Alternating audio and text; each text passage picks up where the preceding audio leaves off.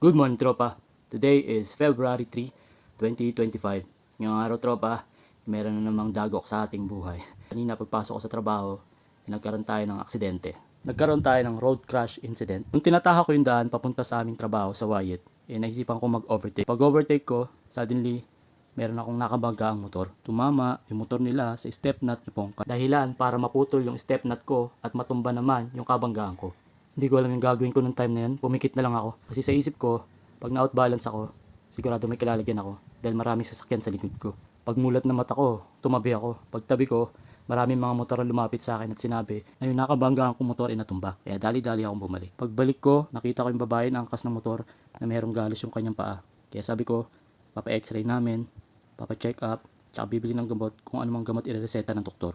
Pagkatapos namin sa ospital, dumiretso kami sa barangay para magbigay syempre ng salaysay o kwento kung anong tunay na nangyari. Doon sa barangay Pitland, nagkasundo ang both parties na okay na ang lahat. Grabe yung dagok nitong 2025 sa pamilya namin. Una, si tatay na stroke. Pangalawa, yung asawa ko na aksidente rin, nadula sa hagdan. Ako naman, kanina lang, pinasangkot sa isang road crash incident. Wala akong kapera-pera kanina. Buti na lamang, meron laman yung Gcash ko galing sa mga binibenta kong laruan na kung saan pinag-ipunan ko sa loob ng 1 linggo.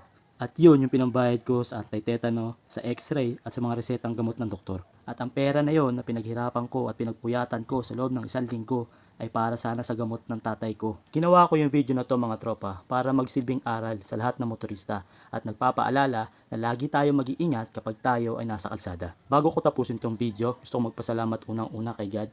Pangalawa, sa lahat ng tao na tumulong sa amin mag-assist, katulad ng mga barangay Tanod, ng barangay Pitland, at lahat ng mga tropa natin dyan sa RC Cola na tinulungan ako mag-ayos ng motor hanggang ako'y makauwi ng bahay. Maraming salamat po. Bago ko tapusin itong video, humingi po ako ng pamanhin sa aking nakabanggaan. Parehas po tayo na abala. Hindi ako nakapasok. Alam ko hindi rin kayo nakapasok sa trabaho. Pero ang mahalaga po, walang malubang nangyari sa ating pareho. Ingat po tayo palagi. Buti pa si Tonton. Peace.